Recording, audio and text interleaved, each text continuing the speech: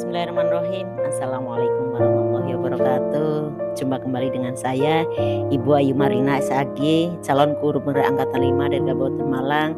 Saya dari SMP Negeri 1 Ulu Jami. Bapak Ibu yang kami hormati, saya akan mencoba untuk mengupas tentang koneksi antar materi modul 1.4 tentang budaya positif. Bapak Ibu yang kami hormati, keterkaitan antar materi antara modul 1 sampai modul 1.1 sampai modul 1.4. Modul 1.1 adalah tentang filosofi Ki Hajar Dewantara, kemudian 1.2 tentang nilai dan peran guru penggerak, 1.3 adalah visi guru penggerak, dan terakhir adalah budaya positif.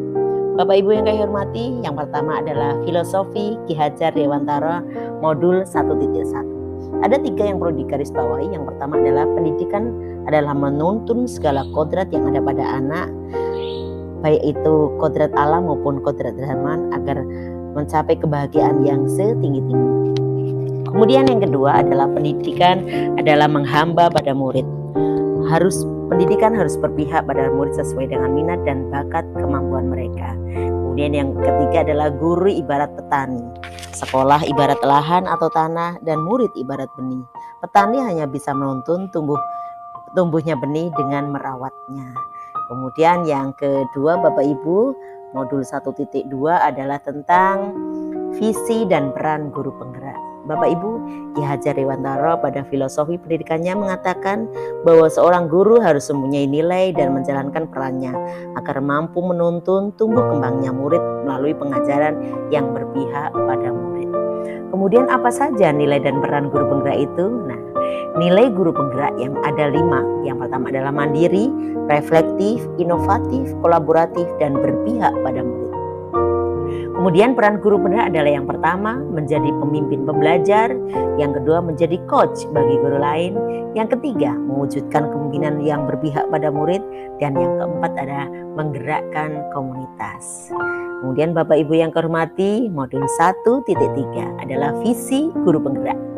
Dalam mewujudkan sebuah perubahan, maka diperlukan visi yang jelas dan langkah-langkah yang tepat sesuai dengan apa yang diinginkan agar tercapai sebuah tujuan.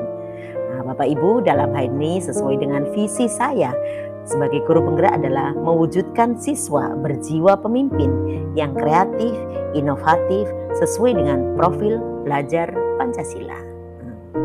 Bapak Ibu, kemudian visi guru penggerak itu akan tercapai. Visi tersebut dapat terwujud jika adanya kerjasama yang bersinergi semua warga sekolah, wali murid maupun komite sekolah.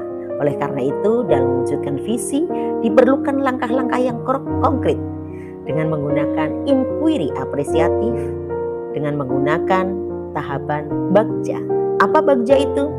Bagja ini merupakan sebuah tahapan yang bisa mewujudkan dari visi yang kita inginkan. Apa itu? B adalah membuat pertanyaan. A. Kemudian ambil pelajaran. G. Gali mimpi. C. Jabarkan rencana. Kemudian yang terakhir adalah A. Atur eksekusi. Bapak Ibu, modul 1.4 budaya positif. Berdasarkan penerapan tahap bagja, akan muncul sebuah kesadaran positif yang penuh dengan tanggung jawab di sekolah yang terkenal dengan budaya positif. Nah, dampak budaya positif ini adalah timbulnya rasa aman, nyaman, tentram di lingkungan sekolah, sehingga siswa dapat memaksimalkan potensi, minat dan bakatnya secara maksimal. Nah, Bapak Ibu, terkait dengan budaya positif, ada refleksi pertanyaan atas keseluruhan pemahaman tentang budaya positif. Ada beberapa pertanyaan yang akan kita bahas bersama-sama. Yang pertama adalah pertanyaan tentang sejauh mana pemahaman Anda tentang konsep-konsep inti yang telah Anda pelajari di modul ini, terutama 1.4, yaitu tentang disiplin positif, teori kontrol, teori motivasi, hukuman dan penghargaan, posisi kontrol guru, kebutuhan dasar manusia, keyakinan kelas, dan segitiga restitusi. Adakah hal-hal yang menarik untuk Anda dan di luar dugaan? Nah, Bapak Ibu, yang pertama kita bahas adalah disiplin positif.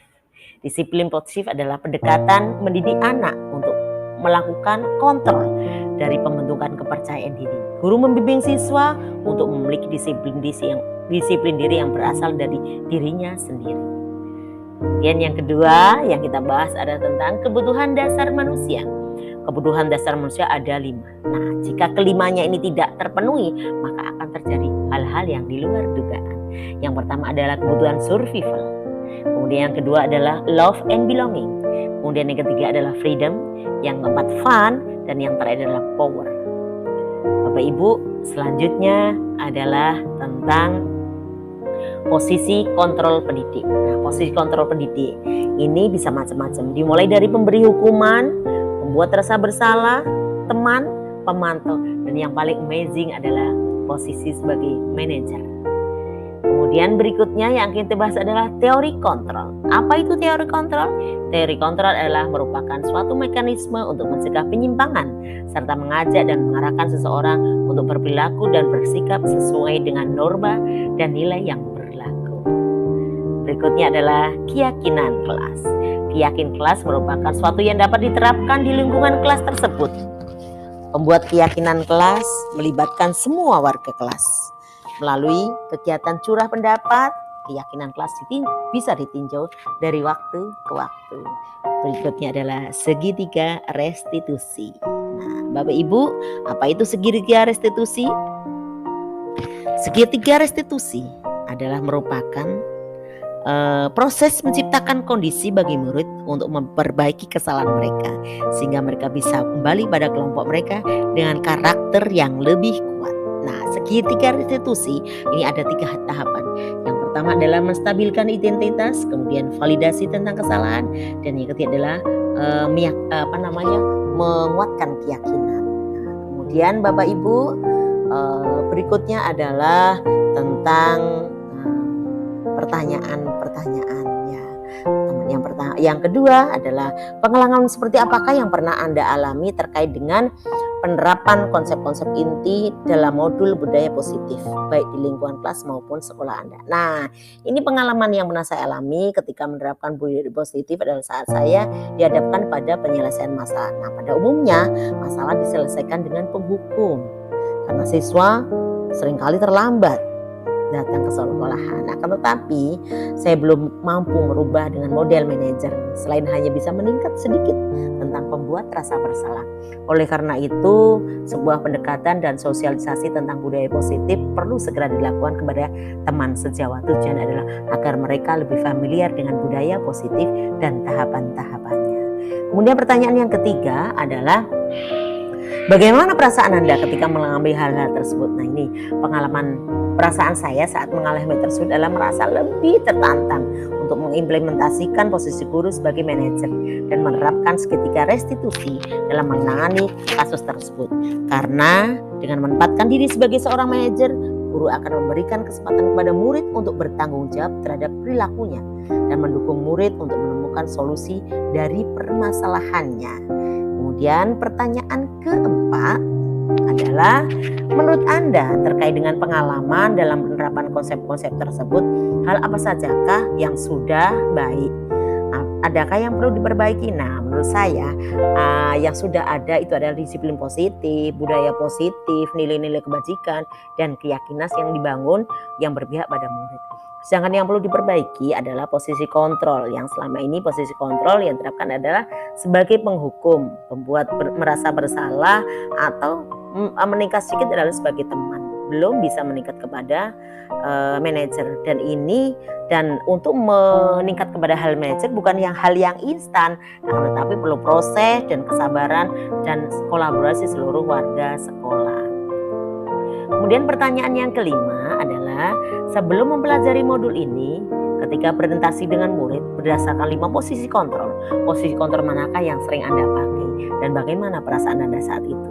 Kemudian setelah belajar modul ini, posisi apa yang Anda pakai dan bagaimana perasaan Anda sekarang? Apa perbedaannya? Nah, untuk menjawab pertanyaan itu, maka sebelumnya saya seringkali menggunakan posisi penghukum dan pemantau. Setelah menghukum, perasaan saya jadi tidak enak hati dan merasa bersalah. Hasilnya kurang membuat siswa nyaman, bahkan siswa cenderung merasa tertekan dan ketakutan. Nah, berikutnya adalah setelah mempelajari modul ini, saya berusaha memposisikan diri sebagai manajer dengan harapan anak bisa kembali kepada kelompoknya dan lebih bertanggung jawab yang tumbuh dari kesadaran mereka sendiri.